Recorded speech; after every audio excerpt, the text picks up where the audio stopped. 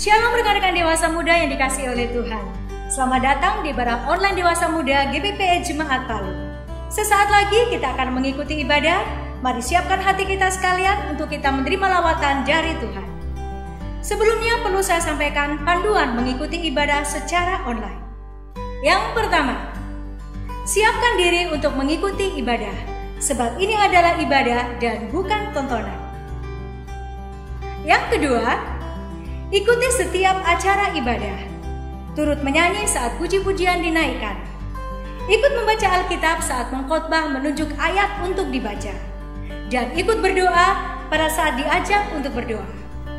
Yang ketiga, karena ini adalah ibadah dan bukan tontonan, jangan bercakap-cakap selama ibadah sedang berlangsung. Dan yang keempat, berpakaianlah dengan sopan dan duduklah dengan sopan. Selamat beribadah, selamat menikmati lawatan Tuhan. Tuhan Yesus memberkati.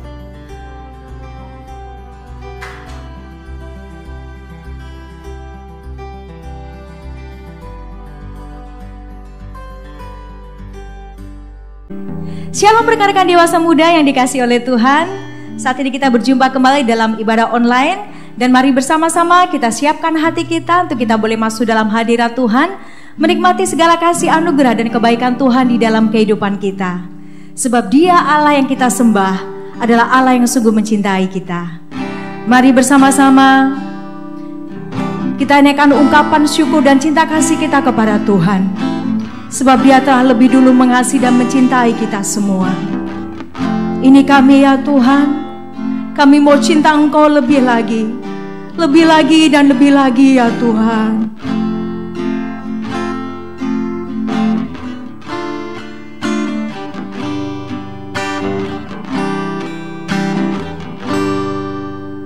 Ku mau cinta Yesus selamanya. Ku mau cinta Yesus selamanya. Meskipun badai silih berganti dalam hidupku, ku tetap cinta Yesus selamanya. Ku mau cinta Yesus selamanya. Ku mau cinta Yesus selamanya. Meskipun badai silih berganti dalam hidupku, ku tetap cinta Yesus selamanya. Ya Aba, Bapa, ini aku anakmu, layakkanlah seluruh hidupku. Ya Aba, Bapa, ini aku anakmu, pakailah sesuai dengan rencanamu.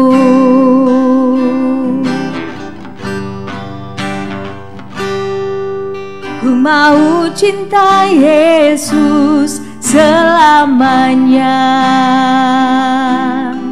Ku mau cinta Yesus selamanya. Meskipun badai silih berganti dalam hidupku, ku tetap cinta Yesus selamanya. Ya Aba, Bapa, ini aku anakmu, layakkanlah seluruh hidupku.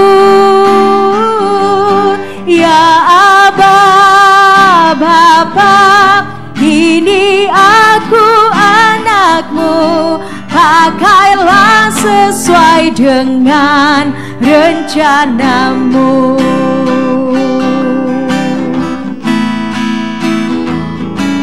Ya Aba, Bapa, ini aku anakmu, layakkanlah seluruh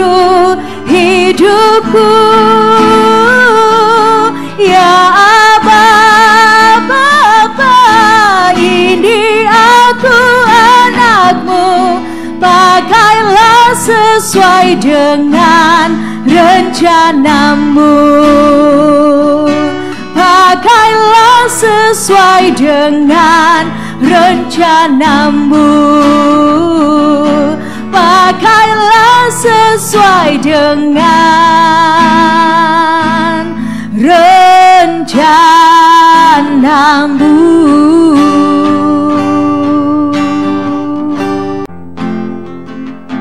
Allah yang kita sembah adalah Allah yang besar dan penuh dengan kuasa. Dan mari bersama-sama kita hidup dalam setiap mukjizat yang Tuhan telah nyatakan dalam hidup kita. Kau terbesar dan mulia, ajaib semua perbuatanmu. Kau terbesar dan mulia, biarlah semua memujimu.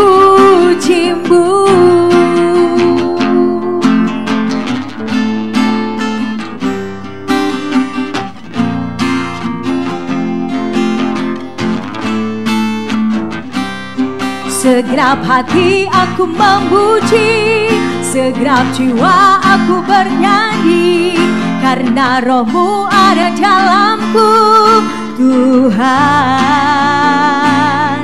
Ku angkat tanganku memuji, ku angkat suara dan bernyanyi, karena Roh-Mu ada dalamku, Tuhan.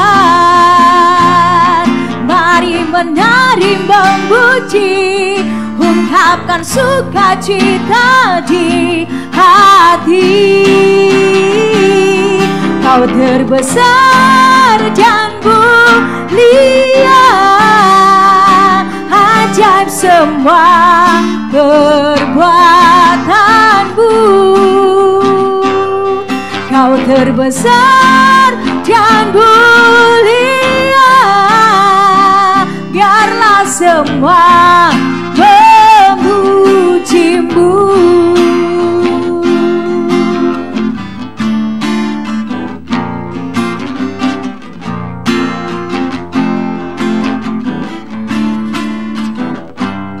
Segenap hati aku memuji, segenap jiwa aku bernyanyi, karena Roh-Mu ada dalamku, Tuhan. Ku angkat tanganku memuji, ku angkat suara dan bernyanyi, karena Roh-Mu ada dalamku, Tuhan. Mari menari memuji, ungkapkan sukacita di hati. Kau terbesar dan mulia, ajaib semua perbuatanmu. Kau terbesar dan mulia, biarlah semua memujimu. Kau terbesar dan mulia, ajaib semua perbuatanmu. Kau terbesar dan mulia, biarlah semua memujimu. Biarlah semua memujimu. Biarlah semua memujimu.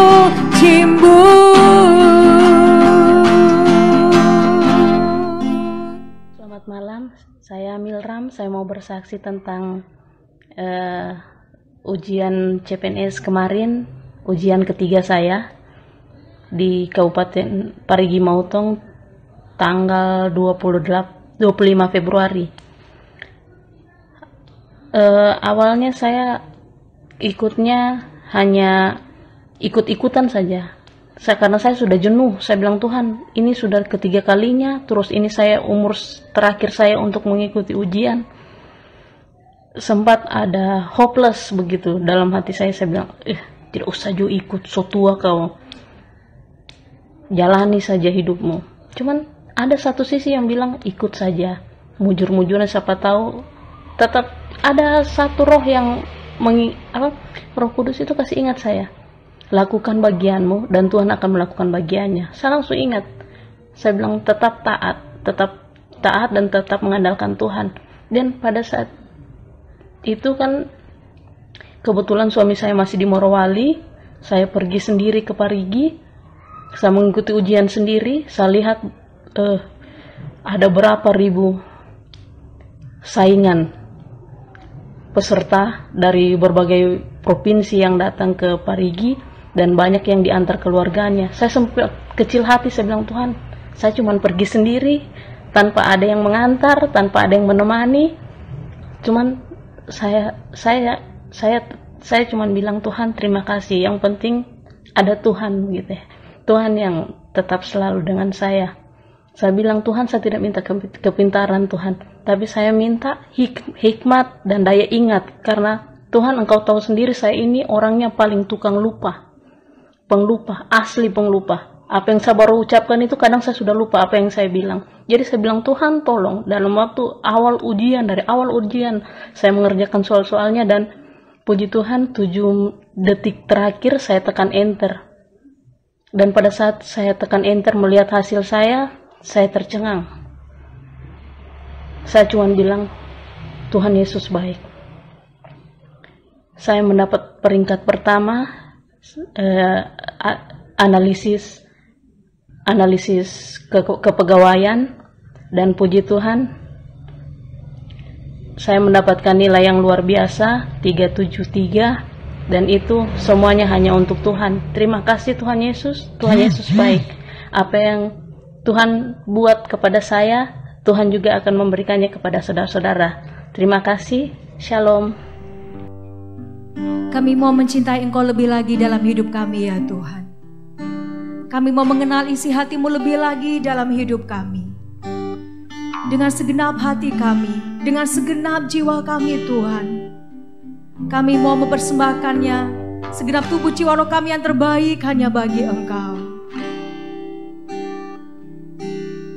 Aku mengasihi Engkau Yesus dengan segenap hatiku. Aku mengasihi Engkau Yesus dengan segenap jiwaku. Aku mengasihi Engkau Yesus dengan segenap hatiku. Aku mengasihi Engkau Yesus dengan segenap jiwaku. Ku renungkan firman-Mu siang dan malam, ku pegang perintah-Mu dan ku lakukan. Engkau tahu ya Tuhan, tujuan hidupku hanyalah untuk menyenangkan hati-Mu.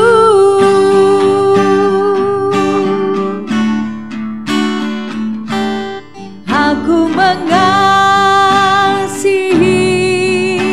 Engkau Yesus dengan segenap hatiku. Aku mengasihi Engkau Yesus dengan segenap jiwaku. Ku renungkan firman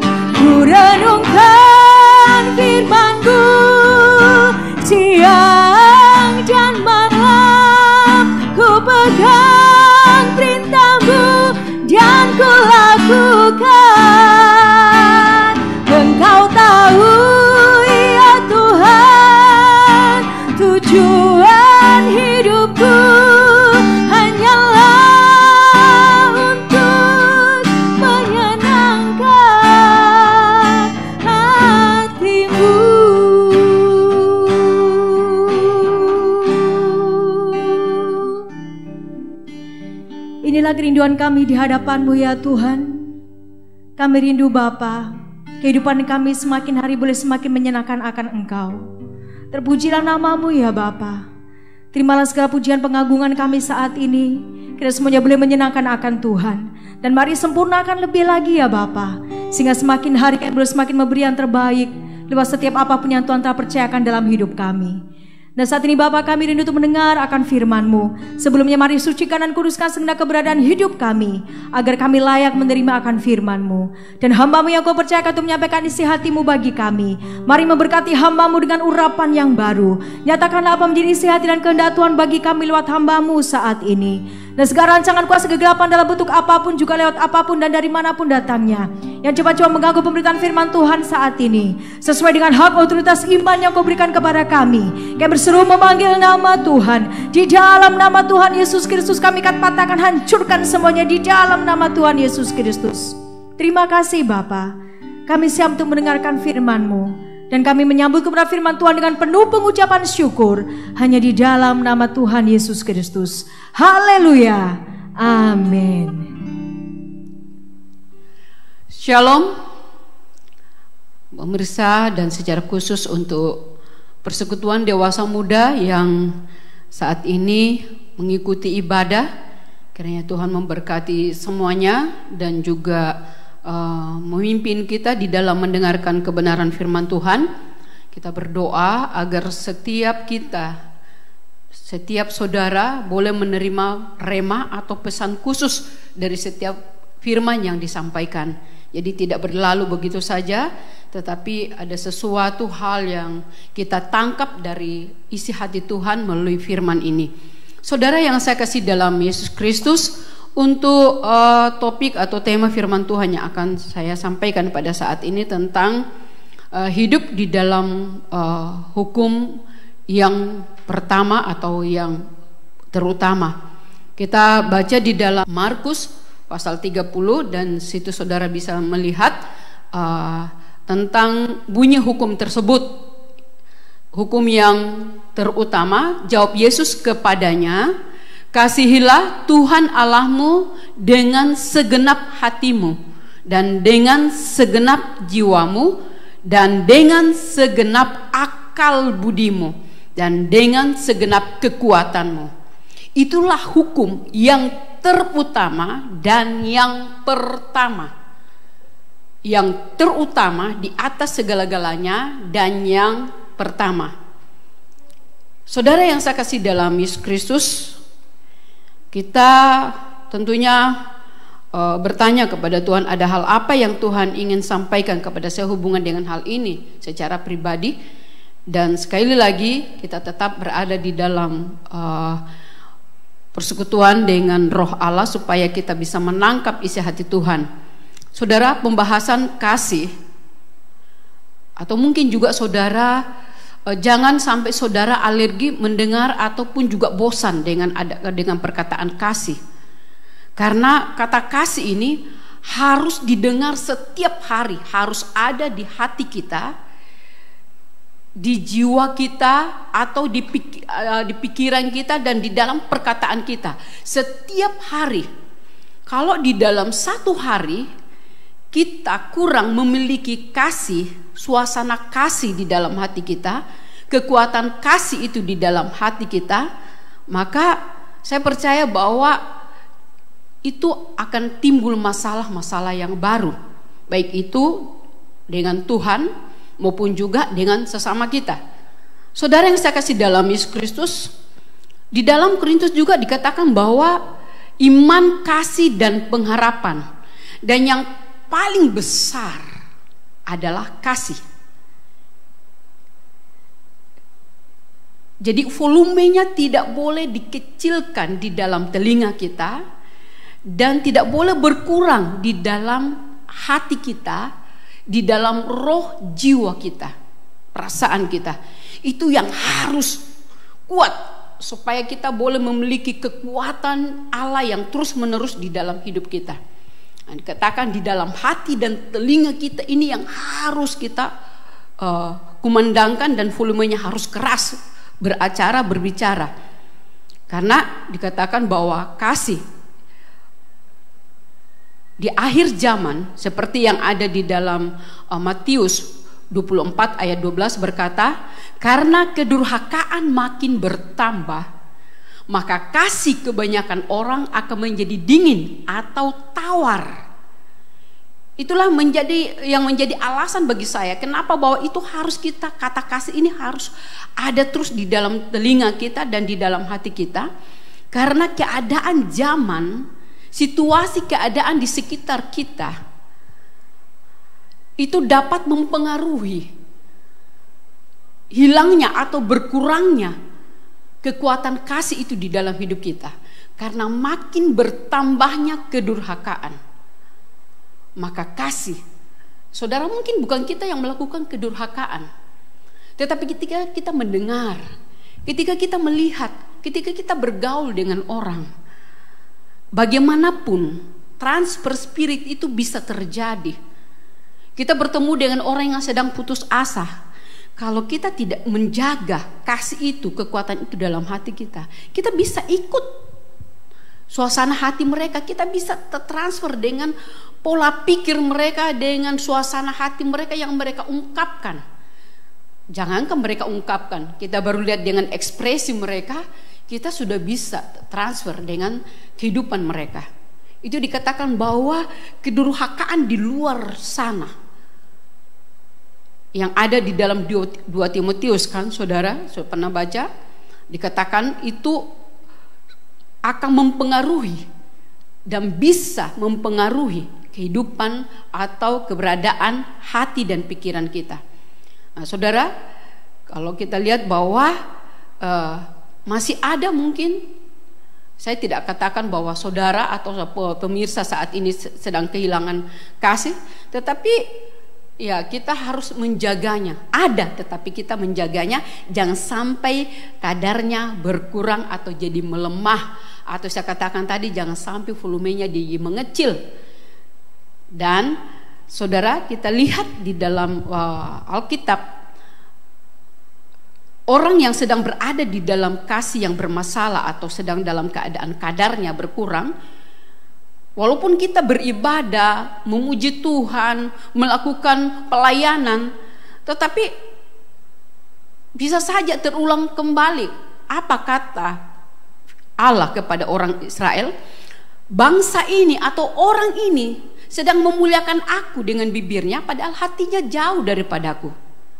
Nah, ya kan? Kita kan tidak mau apa yang kita lakukan, yang kita sudah tahu firman Allah katakan bahwa lakukan segala sesuatu untuk Tuhan, kita tidak mau itu sia-sia di hadapan Tuhan. Nah, untuk itu kita harus hidup sesuai dengan standar yang Tuhan beri. Dan sekali lagi, hal yang ketiga adalah kasih tidak bisa ditukar atau diganti dengan apapun di hadapan Tuhan. Ya, saudara sudah pernah membaca kan? Di dalam Wahyu kepada jemaat di Efesus, Allah berkata, aku tahu segala kegiatanmu, pelayananmu, engkau berjerih lelah, tidak kenal lelah, tidak kenal capek, luar biasa di hadapan Tuhan di dalam pelayanan. Tetapi Tuhan katakan, aku mencelah karena kasihmu mulai bermasalah, karena kasihmu mulai merenggang atau turun. Kekuatannya sudah tidak lagi dengan segenap hati, segenap jiwa, segenap akal budi dan kekuatan.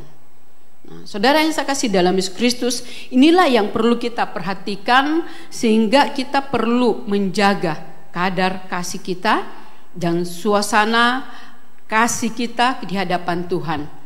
Dan untuk itu saudara, kita memperhatikan di dalam kehidupan bangsa Israel, di dalam tabernakel yang saudara pelajari di modul 4, di situ dikatakan di situ ada mesbah dupa.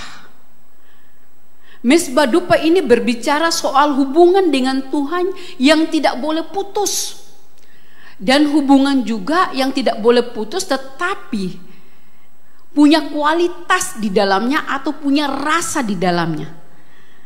Karena itu keluar dari hati, bukan cuma di mulut. Jadi tidak boleh mesbah dupa itu nyalanya tidak boleh padam. Hubungan dengan Tuhan tidak boleh putus dalam 1 detik saja. Itu sebabnya Tuhan berkata bahwa kekuatannya itu dengan segenap kata segenap itu artinya harus kuat. Nyalanya harus terus menerus. Tidak boleh padam. Hubungan dengan Tuhan tidak boleh padam. Nah, kalau kita selalu menjaga supaya tidak padam dan tidak renggang, maka kasih yang Tuhan berikan itu, taruhkan di dalam hidup kita itu tidak akan pernah padam juga, tetapi akan tetap memiliki kekuatan. Kita melihat dengan apa yang terjadi di dalam zaman Nuh. Saudara, ketika saya membaca Kejadian, saya merenungkan ketika di dalam Kejadian itu dituliskan seperti ini. Aku akan menghapuskan manusia yang telah kuciptakan itu dari muka bumi, baik manusia maupun hewan dan binatang-binatang melata dan burung-burung di udara.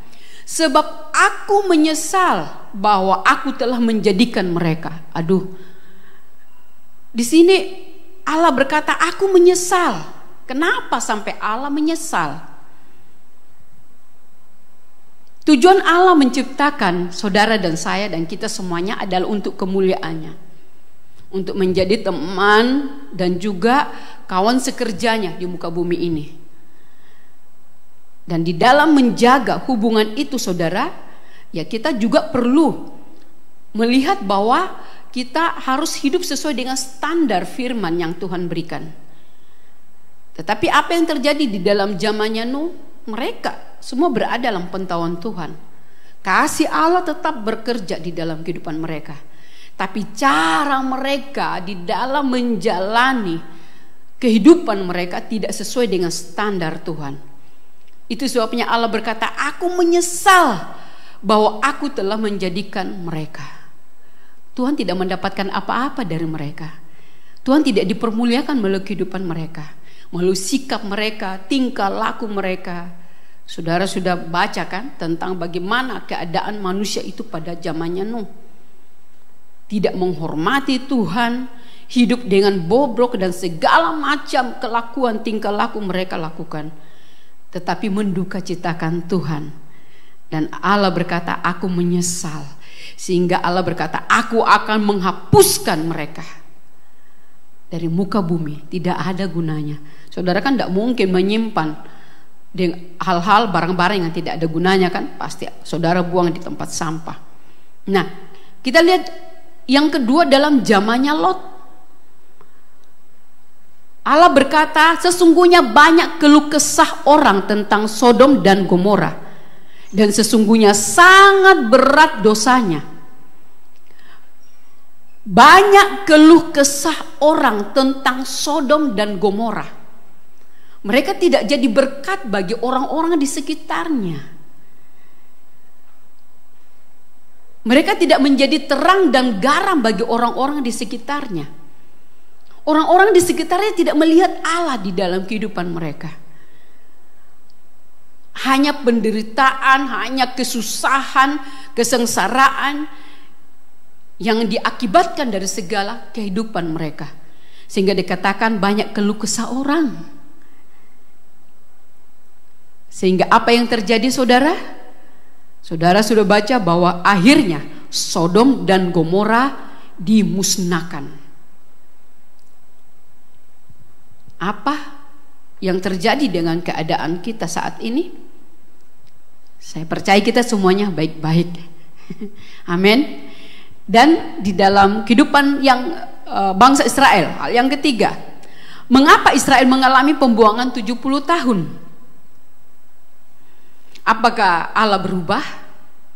Apakah janjinya berubah? Apakah Allah tidak sanggup? Tidak, saudara. Allah tetap mengasihi mereka. Allah tetap memperhatikan mereka. Tetapi kita melihat bahwa Allah juga sudah berkata kepada Salomo. Di dalam 1 Raja-Raja 9 ayat 7, Tuhan berkata, Tuhan memperingatkan Salomo bahwa dia akan membuang Israel jika mereka tidak setia kepadanya. Allah setia, tetapi bangsa Israel yang tidak setia. Dan Allah mau memberikan mereka suatu pelajaran bahwa hanya Allah yang sanggup untuk melimpahkan damai sejahtera dan juga kasih dan kekuatan di dalam semua orang. Dan Allah kemudian membawa mereka kepada pembuangan yang terjadi selama 70 tahun. Dan saudara yang saya kasih dalam Yesus Kristus, sekali lagi, hati mereka sudah tawar dengan Tuhan. Di dalam kitab Raja-Raja menjelaskan bahwa mereka sudah jatuh di dalam penyembahan berhala. Mereka mulai menduakan Tuhan. Mereka tidak lagi menghormati kekudusan Allah. Mereka sudah mempunyai ilah lain. Ya, mereka berpikir bahwa seperti bangsa-bangsa lain yang berpikir bahwa semakin banyak Allah, semakin kuat dan semakin hebat mereka. Dan mereka ikuti cara hidup. Itu yang dikatakan tadi, karena banyaknya, semakin bertambahnya kedurhakaan, sehingga mempengaruhi stamina rohani daripada mereka. Padahal yang di luar itu berkelakuan, tapi karena bergaul dengan mereka, mengikuti, kemudian tidak punya kekuatan firman dan kasih dalam hidup mereka, sehingga dikatakan itu gampang transfer. Nah, di akhir zaman dosa kedurhakaan bukan berkurang, tetapi semakin bertambah-tambah, karena iblis sedang bekerja dengan giat dan melancarkan segala bentuk strategi untuk melemahkan kasih dari orang, sehingga bisa membuat kasih menjadi tawar. Nah, saudara, secara lahiriah dikatakan beribadah, tapi hatinya jauh dari Tuhan. Manusia sudah tidak lagi menghargai dan juga menghormati kekudusan daripada Allah. Itulah yang akan terjadi pada akhir zaman ini.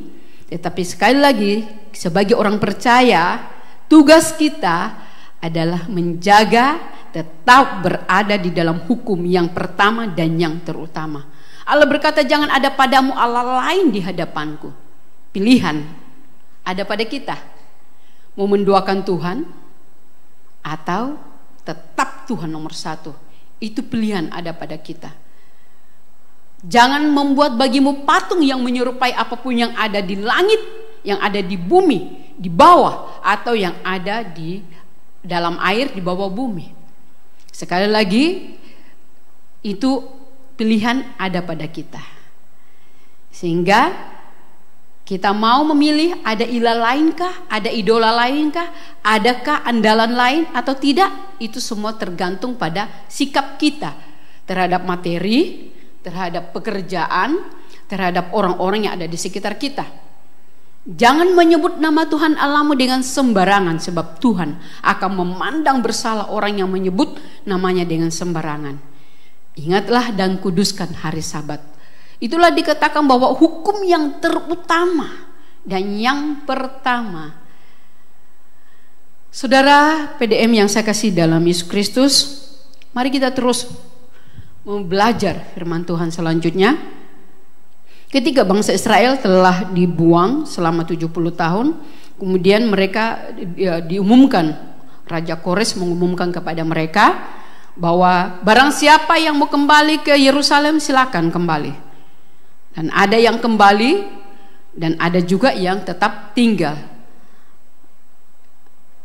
Dan kemudian saudara, mereka yang kembali dalam pimpinan Belsasar pada waktu itu, Esra menuliskan bahwa ketika mereka telah kembali ke Yerusalem, nah situasi sekarang dengan adanya pandemik atau dengan adanya COVID-19 itu diumumkan kepada siapapun, tidak memandang golongan agama, dari pemerintah mengumumkan bahwa melakukan segala sesuatu aktivitas di rumah. Saudara ingat rumah. Allah berkata, pergilah jadikanlah semua bangsa muridku dari Yerusalem. Mereka dikembalikan ke Yerusalem. Tujuannya apa? Di Yerusalem ada apa? Yang dilakukan oleh bangsa Israel pada waktu itu pertama-tama adalah mereka membangun mezbah Tuhan, membangun hubungan kembali dengan Tuhan di Yerusalem. mengajak semua yang ikut serta pada waktu itu untuk beribadah kembali, membangun mezbah dan membakar korban kepada Allah, beribadah kepada Allah, mengadakan pemulihan hati mereka kembali kepada Allah, pemulihan kasih mereka kembali kepada Allah. Selama berapa bulan, dan mulai dari bulan Maret, April, dan sekarang kita masuk dalam bulan Mei,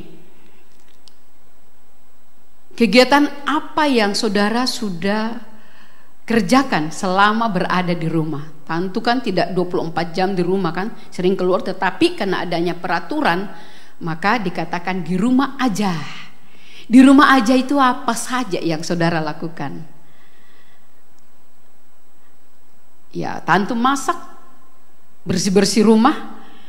Tetapi kita lihat mengapa Allah mengizinkan atau memimpin pemerintah untuk menyuruh seluruh masyarakat kembali berada di rumah.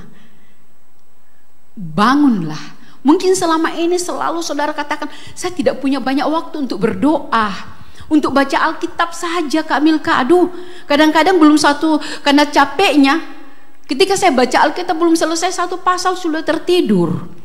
Menyanyi rasa malas leh, kayak capek, tidak selesai satu lagu, cuma refnya kadang cuma sepotong tidak selesai. Apalagi yang mau penyembahan.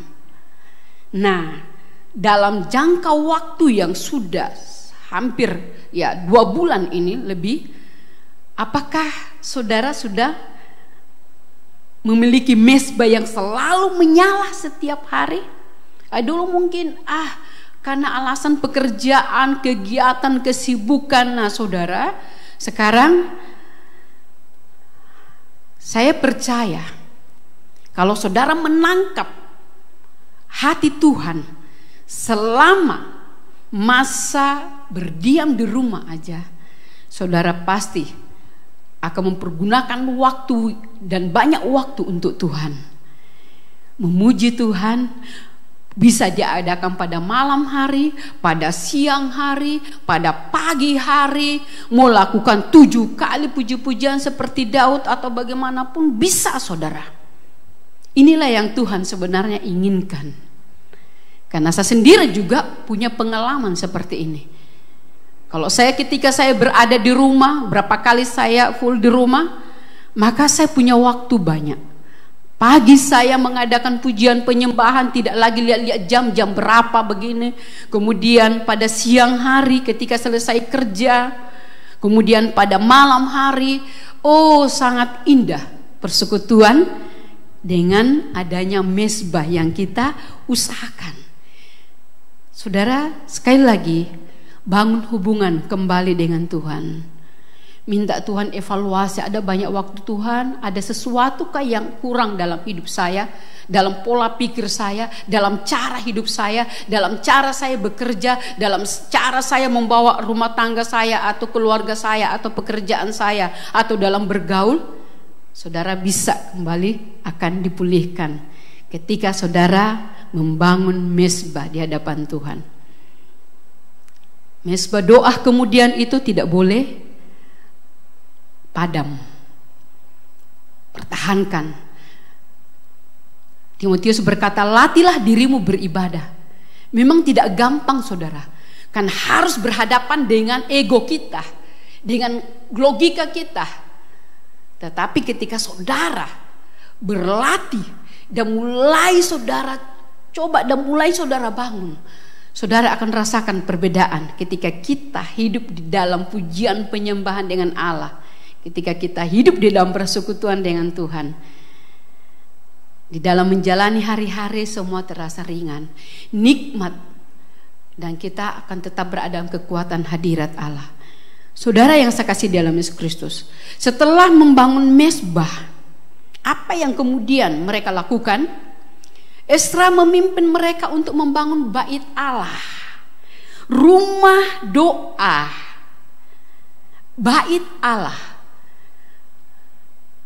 Sudah berada di dalam hadirat Allah dan suka selalu berada di dalam pujian penyembahan, suka selalu mempersembahkan doa-doa di hadapan Tuhan, memperkatakan tentang karakter Tuhan, ungkapkan kasih Tuhan setiap saat dalam pujian dan penyembahan.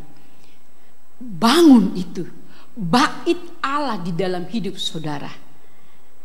Setiap orang percaya harus menjadi bait Allah, menjadi rumah Allah, menjadi rumah doa.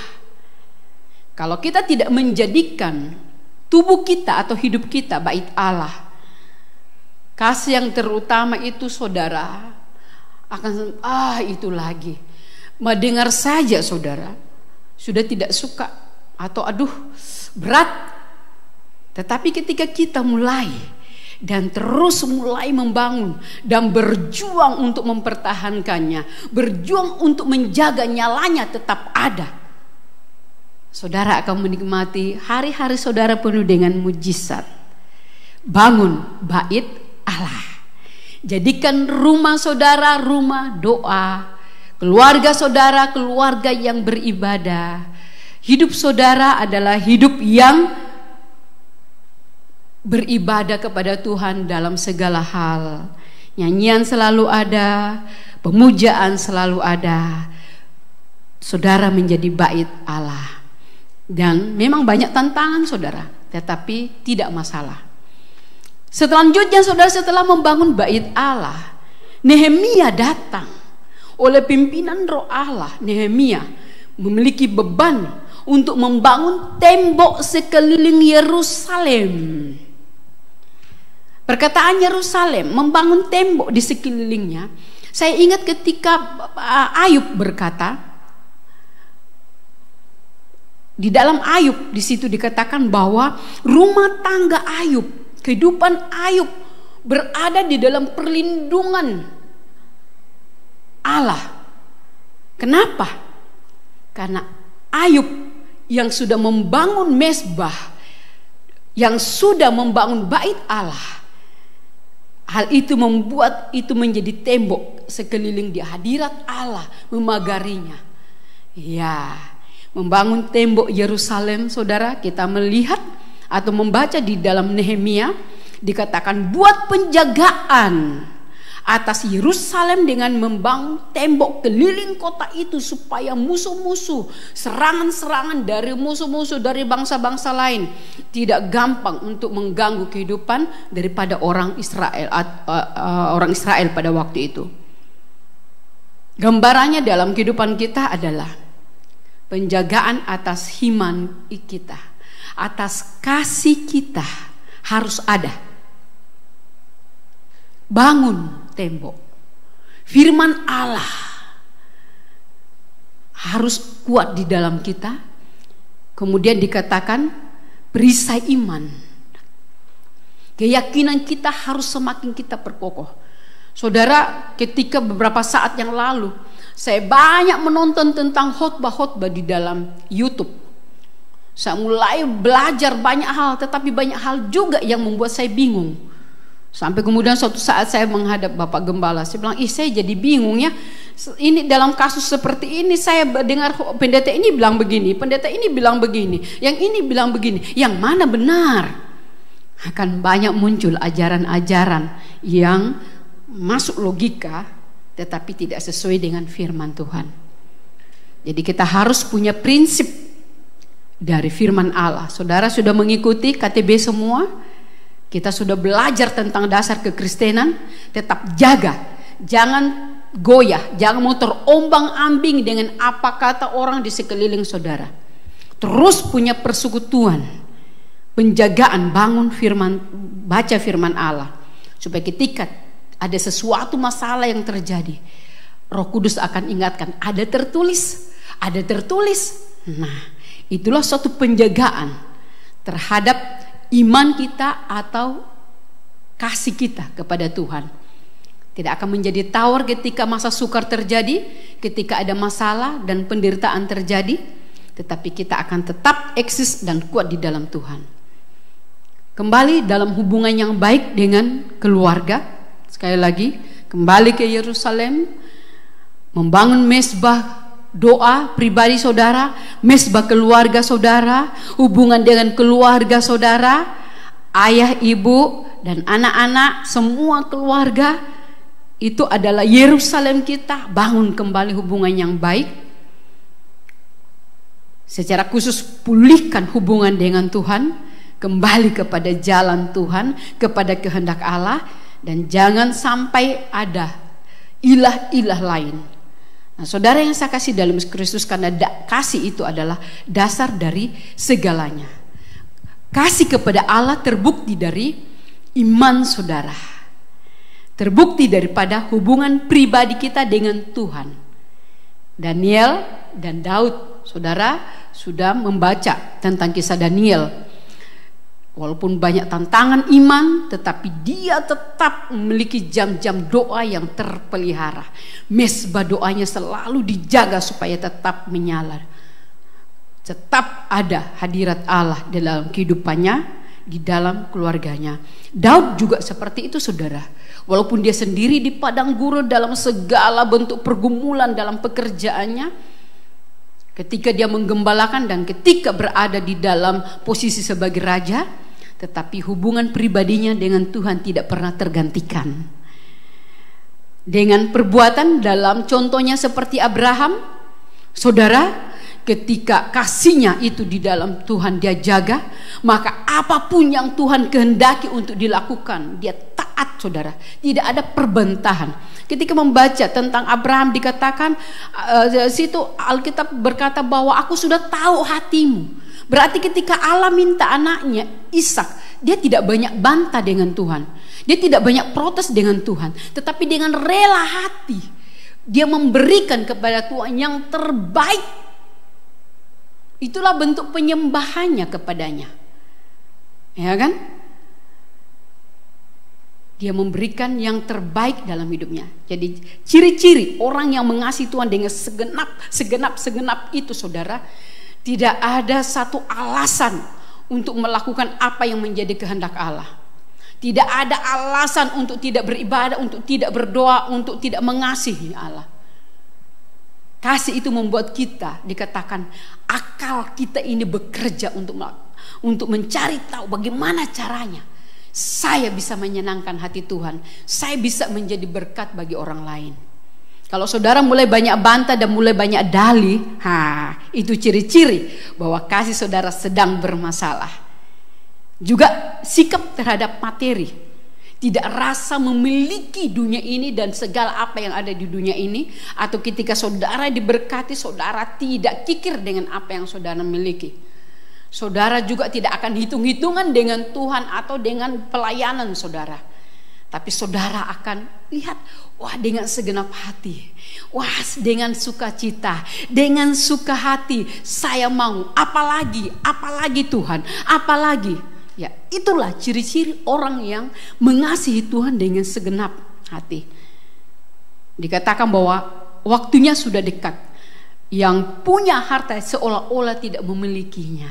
Yang punya istri, yang punya materi seolah-olah tidak memilikinya. Artinya tidak terikat, hatinya tidak terpikat dengan materi.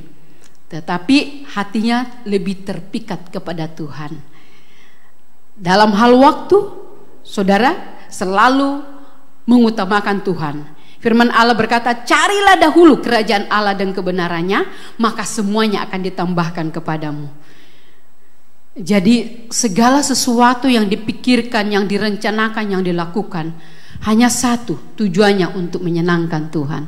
Hanya satu, ini adalah bukti penyembahan saya, bukti pemberian saya, bukti karya saya kepada Tuhan. Saudara yang saya kasih dalam Yesus Kristus, mari kita mengasihi Tuhan, mengasihi dengan tulus ikhlas, mengasihi apa adanya, mengasihi dengan segenap hati kita, segenap jiwa kita, segenap akal budi kita, dan segenap kekuatan kita. Puji Tuhan, saudara yang saya kasih dalam Yesus Kristus. Ayat yang terakhir saudara, dikatakan bahwa kasih yang tulus kepada Allah harus menghasilkan buah yang baik dan harus dinyatakan di dalam tindakan. Iman tanpa perbuatan mati, kasih tanpa perbuatan mati. Tapi mari saudara, kita buktikan kita tetap memiliki kekuatan kasih di dalam hidup kita. Kasih Allah tetap ada di dalam hidup kita. Sehingga walaupun sekarang mungkin kita tidak punya waktu bersama-sama untuk beribadah, yang kemudian Bapak Gembala atau kami hamba Tuhan melihat saudara aktif atau tidak, tetapi saudara di hadapan Tuhan, di hadirat Allah ada mesbah, hubungan dengan Allah tetap ada bait Allah, saudara yang terus mempersembahkan pujian penyembahan di hadapan Tuhan, dan juga dalam penjagaan kehidupan rohani saudara. Puji Tuhan saudara yang saya kasih dalam Yesus Kristus, inilah satu perenungan bagi kita semuanya yang mendengarkan akan firman Allah ini. Kiranya kesempatan ini membuat kita mengintrospeksi dan berdoa secara pribadi dengan Tuhan, dan kemudian meminta agar Allah terus memberikan kepada kita kekuatan untuk hidup di dalam kasih-Nya. Mari kita berdoa. Roh Kudus, Engkau Allah yang Maha Tahu. Engkau yang mengetahui isi hati kami, pikiran kami saat ini. Dan kami mohon pertolongan-Mu untuk memulihkan hubungan kami dengan Tuhan secara khusus. Kami percaya ketika hubungan kami dengan Tuhan dalam keadaan yang benar, maka dengan orang lain pun juga kami akan memiliki hubungan yang baik. Kami ingin terus berada di dalam mesbah-Mu. Kami ingin terus berada di atas mesbah-Mu untuk mempersembahkan pujian penyembahan kami kepadamu, menjadi bait Allah dan menjadi pribadi yang berkenan menyenangkan hati Tuhan. Dengan doa kami, dengan pujian kami, dengan penyembahan kami, dengan sikap kami, dengan tingkah laku kami, dengan pola hidup kami yang mengasihi Tuhan lebih dari segalanya. Kuduskan segenap roh, jiwa, dan tubuh kami, dan segala bentuk rancangan dari si jahat ingin mengganggu rancangan Allah dalam hidup kami. Dalam nama Tuhan Yesus Kristus kami kepetakan, hancurkan semuanya. Masukkan kami dalam pelindungan api kemuliaan-Mu. Terima kasih Tuhan untuk firman-Mu. Terima kasih Roh Kudus. Dalam nama Tuhan Yesus Kristus. Amin. Allah yang kita sembah adalah Allah yang besar dan penuh dengan kuasa. Dan mari bersama-sama kita hidup dalam setiap mukjizat yang Tuhan telah nyatakan dalam hidup kita. Kau terbesar dan mulia, ajaib semua perbuatanmu. Kau terbesar dan mulia, biarlah semua memuji-Mu.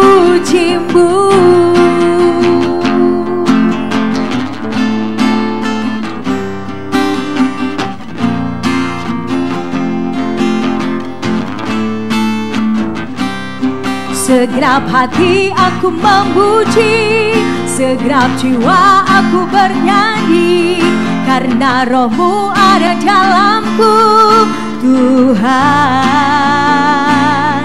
Ku angkat tanganku memuji, ku angkat suara dan bernyanyi, karena Roh-Mu ada dalamku, Tuhan.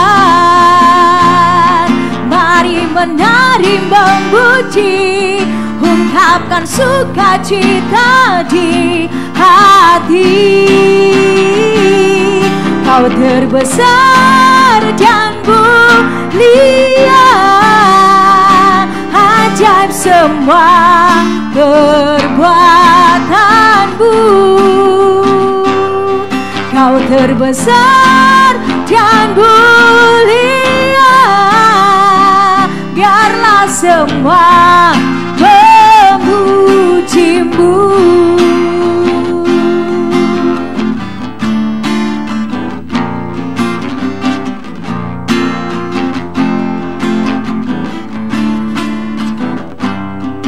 Segenap hati aku memuji, segenap jiwa aku bernyanyi, karena Roh-Mu ada dalamku, Tuhan.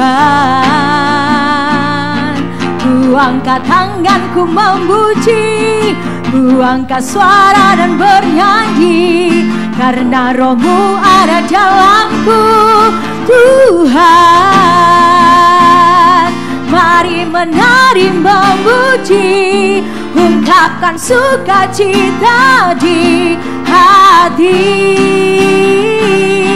Kau terbesar dan mulia, ajaib semua perbuatanmu. Kau terbesar dan mulia, biarlah semua memuji-Mu. Kau terbesar dan mulia, ajaib semua perbuatanmu. Kau terbesar dan mulia, biarlah semua memuji-Mu. Biarlah semua memuji-Mu. Biarlah semua memuji-Mu.